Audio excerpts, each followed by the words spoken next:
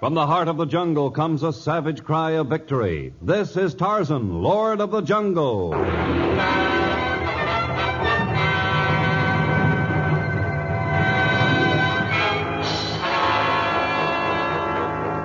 From the black core of dark Africa, land of enchantment, mystery, and violence, comes one of the most colorful figures of all time, transcribed from the immortal pen of Edgar Rice Burroughs. Tarzan, the bronzed white son of the jungle. And now, in the very words of Mr. Burroughs, the story of City of Sleep.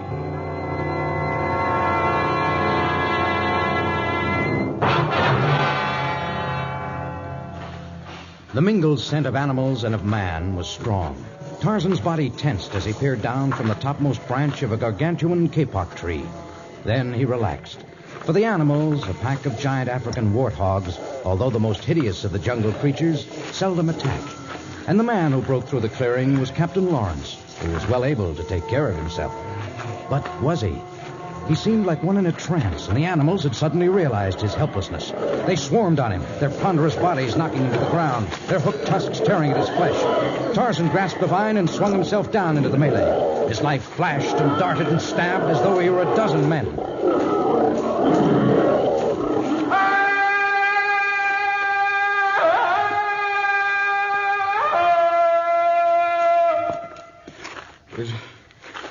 Is that Tarzan? The one standing up is Tarzan. Those on the ground are dead warthogs. Where did they come from? Where did they come from? Another moment and they would have shredded your body as they have your uniform. It is torn, isn't it? Captain Lawrence, what's wrong with you? What's happened to you? Nothing. What brings you to El Khadi, Tarzan? To El Khadi? But we're hundreds of miles from there. We are? Then how did I get here? This would be funny were it not so tragic. If you've wandered hundreds of miles through the jungle without even realizing it, you must have missed death by inches a dozen times. I think I did shoot some animals once or twice. I'm not sure. Captain Lawrence, it tears at my heart to see my closest friend in such a condition. Have you been drinking, or have you injured your head, or what in the name of... I'm perfectly all right. I feel fine. Perfectly fine, huh? And then he faints dead away. Well, he suffers from a strange malady that's beyond me, but perhaps I know someone who can save his life and his reason.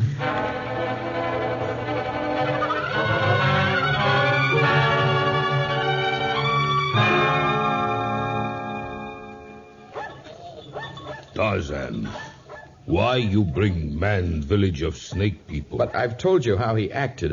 I knew that only the people of your tribe could possibly have medicines to cure him. Have put salve on wound. I wasn't worried about the injuries from the wild hogs. They're little more than scratches, but look how he lies there, like a man in a coma. Nadio is like man in other world, not know what to do. But you must. It said that you know more than do the doctors of the white men. It's false story, not know. You're keeping something from me. I can tell by the way you look at Captain Lawrence that you've already diagnosed his ailment. He your friend, Tarzan, oh? Of course, I told you that. Me not tell Tarzan what friend has done. What he's done? What are you getting at? In the name of heaven, will you tell me? Your friend enjoy fruit of poppy. Narcotics? Captain Lawrence? What? That's ridiculous. He's a captain of the governmental police. Why, he's fought the use of narcotics for years. You ask, I tell. It's plain from glaze of eye, twitch of mouth. It's not mistake. Oh. What can we do to bring him out of this spell? Snake men have dawa that fight what you call narcotic. We give when natives use kingiola. You have a medicine to fight Kingo, the narcotic of the jungle people? Nadio is strong tawa. Then use it. Use it quickly. Maybe you not like what it do. I'll like it if it helps Captain Lawrence. All right, I use. Mokino, Tabenok, Zuaba. Help with white man. Why do you need 3 men to help you? They hold him. All right, men, you hold tight. Now, me cut small slit in arm. Yes? Mix liquid. Go ahead, hurry. Now pour in strong tower. There. Doesn't seem to have any effect. Wait. No, I won't take it. Let me go. Let me go.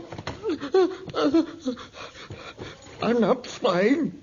It's all a lie. Let me go. Don't kill me.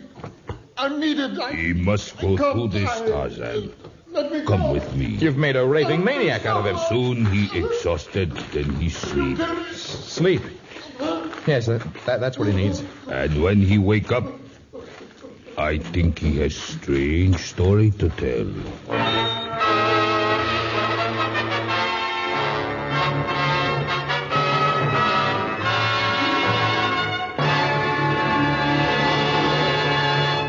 In just a moment, we shall return to the exciting story of City of Sleep.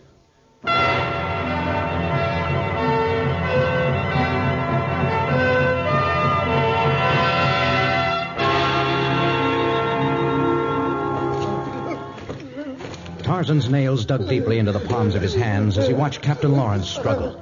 Hours passed, and the natives continued to hold the captain in a vice of steel as his delirium mounted. His body was bathed in sweat now. His eyes were red-rimmed and glassy, and his body heaved with convulsive spasms. But at last, the fever induced by the strange medicine subsided, and with a deep sigh of exhaustion, he fell back on a soft bed of furs. For 3 days and 3 nights he slept the sleep of the dead. And then at last he awoke on the morning of the 4th day and smiled weakly up at the Lord of the Jungle. Hello there. Tarzan. How do you feel? Weak. A little bewildered. Not sure how I got here. I think maybe I have an idea. Perhaps you're too weak to discuss the matters that fill your mind. No, I want to talk about them. The last thing I really remember is deciding that I had to have your help in a vital matter. Then I blacked out, mentally. Guess there must have been sheer instinct that guided me to you. We'll call it instinct for lack of a better name. Go on. You see, I'd become deeply engrossed in the problems of the City of Sleep. El Khadi? Exactly. It has always been called that, because it has long been the center of Africa's narcotics trade. Yes, I've seen the dens of troubled sleep there. One cannot escape them in El Khadi. They've existed for centuries, despite everything the authorities have been able to do. Only in recent months it has taken on a new complexion. In what way? Before, narcotics agents merely dispensed their evil to those who became addicts of their own will. But recently there's been a concerted effort to recruit those who might ordinarily have resisted such temptation. Minor government officials, soldiers, native servants, women, school children. Those who deal in narcotics have been out looking for new customers, huh? They become dissatisfied with the way their enormous profits from the comparatively few who come in. No, it's deeper than that. They're out to make an addict of every person in the city. As though that weren't bad enough, they've begun to dispense adulterated drugs that destroy the cell tissues of the brain. But why? I think the answer lies in the growing signs of war. El Khadi is strategically located, and a population crippled and dulled by these opiates could be taken without the firing of a single gun. I see. And you were assigned to investigate the matter, huh? I took it upon myself to look in on a certain Monsieur Jean Dupré, who suddenly become very rich. He was most affable and begged me to remain as his guest. Yes? I accepted so that I could remain in his fantastically elaborate mansion long enough to find out a few things. And you decided to try some of Dupré's opiates in order to test the effects firsthand? Yes. I decided to try some. As a result of the gentle persuasion of a dozen men who entered my room at Dupré's and held me down while they jammed a hypodermic needle into my arm. That's the last I remember. Until a few moments ago. You say you took it upon yourself to make this investigation. Is there no governmental agency in El Khadi? Well, yes. Who's in charge? Sir Archibald Chambers, colonial administrator for the province. He warned me to stay away from Dupré, but he was doing nothing to combat the situation. Well, as soon as you've gained your strength, we'll leave for El Khadi together. We'll visit Monsieur Jean Dupré, and we shall also call on this colonial administrator who closes his eyes to the greatest threat the continent has ever known.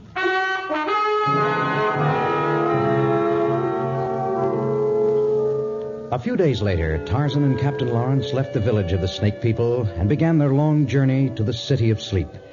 And indeed, it proved to be a city of sleep. Opium-laden Arabs lolled in shadowed doorways. Once proud English colonists stared vacantly from the cobweb windows of dingy hovels.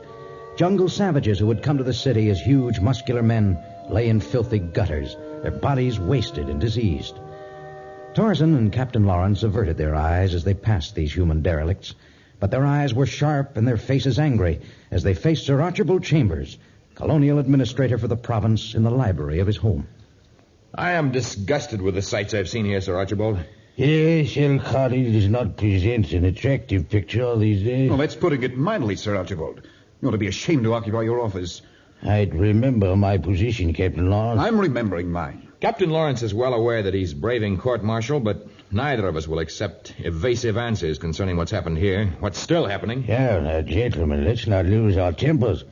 Had I meant to avoid answers, I would not have invited you in. Here, sit down. Have a cigar. I do not smoke, and in any event, a piece of twisted tobacco is not apt to solve our problem. Yes, quite true. I wish it were as easy as that. Sir Archibald, what's being done to investigate this Monsieur Jean Dupré Captain Lawrence has told me about? Nothing. And I want Dupré left strictly alone. Why? Because I said so. And despite Captain Lawrence's insubordination and your impertinence, I'm still the highest governmental official in the province. I see. Your job is an important one, Sir Archibald, and yet I've heard that the salary is small. The colonial service has never been known for high salaries. What has that to do with the problem? I have also heard that the narcotics trade is well known for high profits. If you're insinuating that I'm accepting graft for protecting narcotic dealers, you're barking up a very wrong tree. I despise those who prey on the people. I detest narcotics. And I hate what's happening here. Broken bodies, disrupted homes, misery and the sickness and the despair that's fallen upon us. But I can do nothing. Why? What possible reason can you have? That, gentlemen, is a personal matter. I will not endure your prying into it.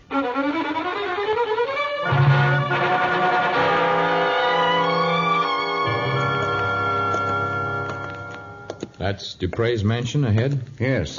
Well, I hope we accomplish more with him than we did with Sir Archibald Chambers. I can't figure him out. Sir Archibald's been a little strange ever since his wife died. Does nothing but cluck like a mother hen over an only daughter. Won't let her budge from his side. A daughter? Are you sure? Of course I'm sure.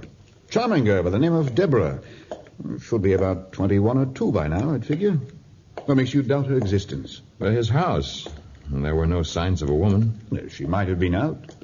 A woman's presence is always felt. There are cigarette stubs that bear the marks of lipstick, silk scarves or gloves carelessly abandoned somewhere, knitting bags that rest in some corner. And the flowers in the garden were untended. Well, maybe we'd better stop discussing the frailties of women and think about the villainy of men. The main entrance to the mansion is just around the corner of this wall. It's a gaunt-looking place. Easy now. I don't think it would be wise to announce our presence. I quite agree. Keep your eyes open now. Mm-hmm. Open the gate quietly.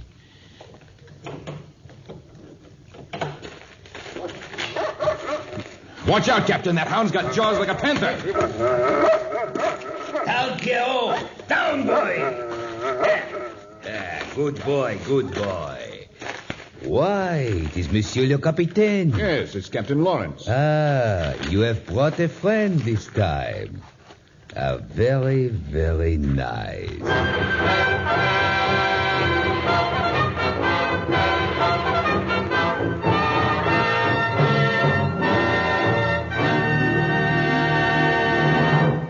In just a moment, we shall return with the exciting conclusion of City of Sleep.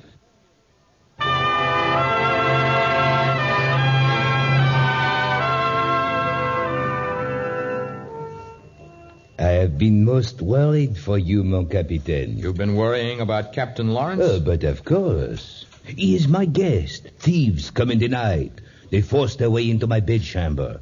Then they drug me. When I have made a recovery, I find the thieves have made off with much money and jewels. And I discover that my guest is missing. I'm greatly concerned. I see. So, I'm most happy to see you again, cher ami. I am very sorry that you were robbed.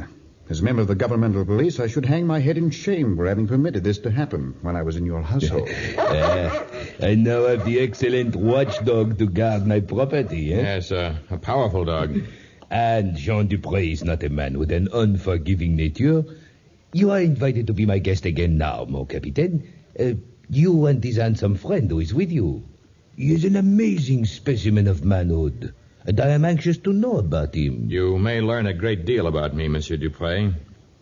We accept your kind offer of hospitality.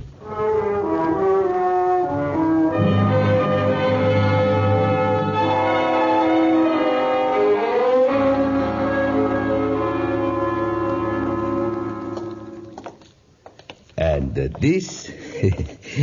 This is my recreation room, gentlemen. You have ever used the foils, Captain Lawrence? Oh, training included a few lessons in épée, yes. The épée is not so difficult as the foil or the saber. Are you a swordsman, Monsieur Tarzan? No, I've never dueled. Great pity. With your jungle life, you must have developed your reactions to the point of perfection. You would make an excellent duelist. No, I think not. Mais oui. You should try the foils. These have buttons on the end. They are incapable of inflicting a wound. Here, examine one of the blades. Catch! Oh, that's a silly thing to do, throw a foil at a man who's not looking at you. But he caught it. I was testing his reactions. They are sensational.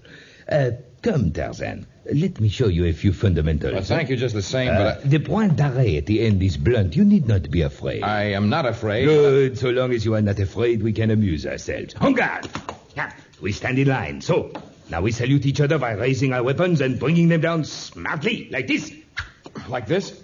Excellent. Now begins the contest. All right. The right foot forward, about 1.5 lengths. Good. Now, knees bent, body erect. La pointe arrêt, straight at me. Like this? Stand more the profile to me, It offers the smallest target that way. Good. Knees bent, remember? Even distribution of the weight on the legs. Bend the right arm, left arm bent for balance. You must make ready to parry my blows. Now! All right, I think I'm beginning to catch on. You parry well. Now is my attack. I try to touch where is your heart. I advance. I feint.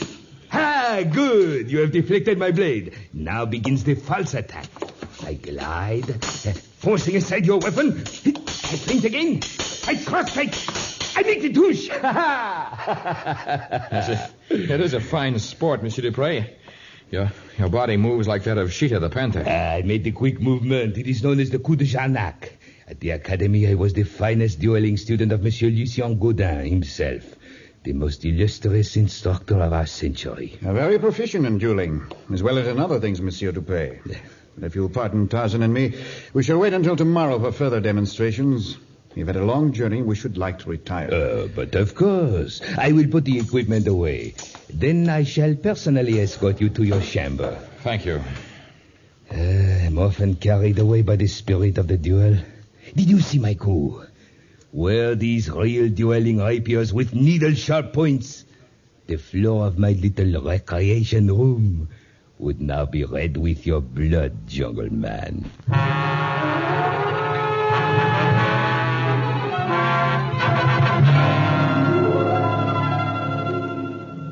He almost had me fooled for a while. Yes.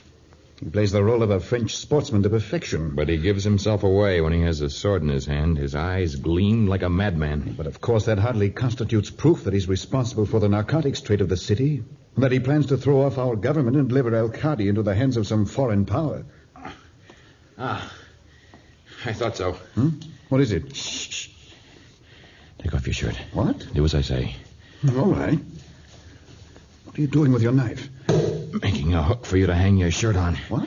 There's a peephole in the wall there. Monsieur Dupré is anxious to be able to find out when we're sleeping soundly. That does it. He won't know what we're doing now. But if he thinks we're waiting for him here... He won't think that, but we will be. Captain Lawrence, you will take up a post by the door. I'll crouch by the window. There's a balcony outside of it. Mm-hmm. But first, we have work to do. Work? A few sound effects in case someone's listening. Walk over to the bed with me. All right. Now, to pretend we're going to bed. Better sit on. Right. I'm certainly tired. I think I'll be asleep before my head touches the pillow. Oh, me too. I can't keep my eyes open. Night, Tarzan. Can you snore?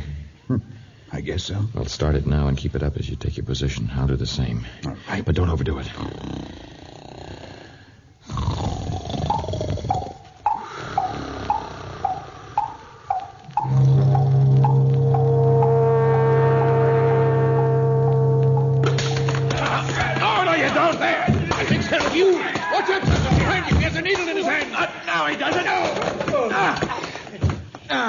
That's the last of them. You all right, Captain? Yes. Help me tear up the bed sheets. Then we'll tie them up and gag them. All right. Dupre's isn't among them. A man like Dupre always lets others do the rough work. I suppose so. Unless I miss my guess, he's sleeping peacefully in anticipation of what he's planned for us tomorrow. His tomorrow's going to be a lot different than he's anticipating. That's what we have work to do tonight. When we've got his unconscious friends here tied up, we'll do a little exploring of Monsieur Dupre's mansion.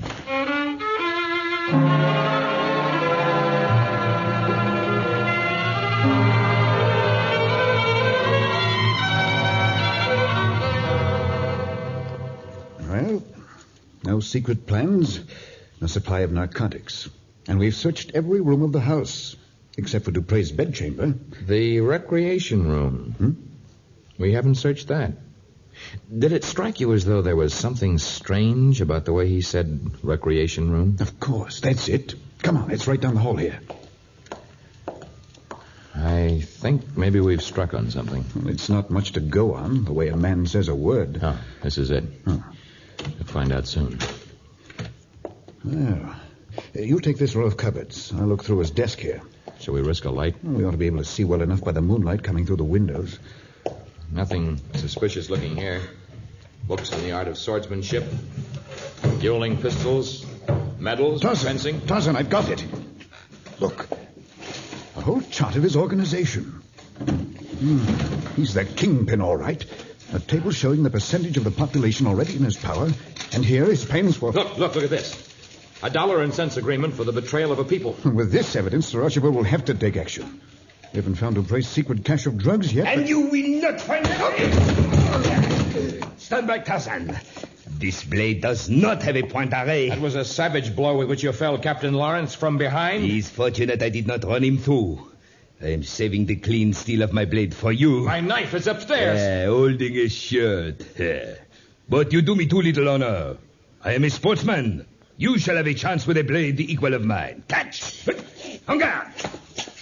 We stand in line. So, now we salute each other by raising our weapons and bringing them down smartly. Excellent. Now begins the contest. And this time the prize is life. You are an experienced swordsman. Until this evening, I never held a rapier in my hand. But I think that perhaps... You are greatly improved, Monsieur Tarzan. But now for the coup de Janac. I parry, I glide, I feint, and then I...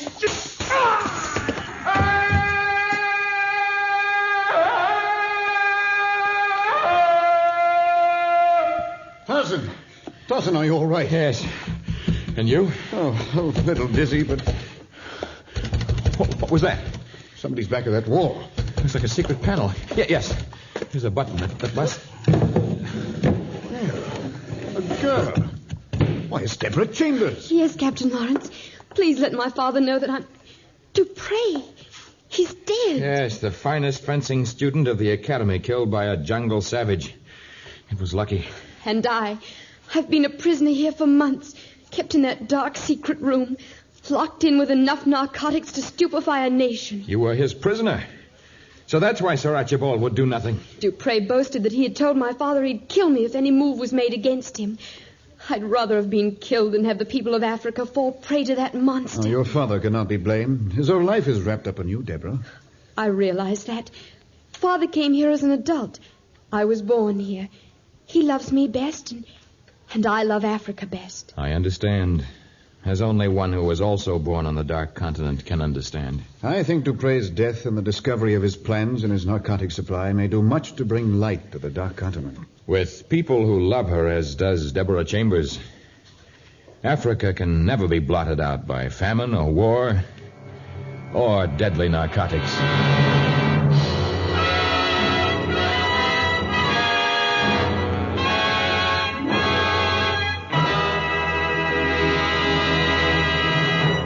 In just a moment, a preview of our next exciting story of Tarzan.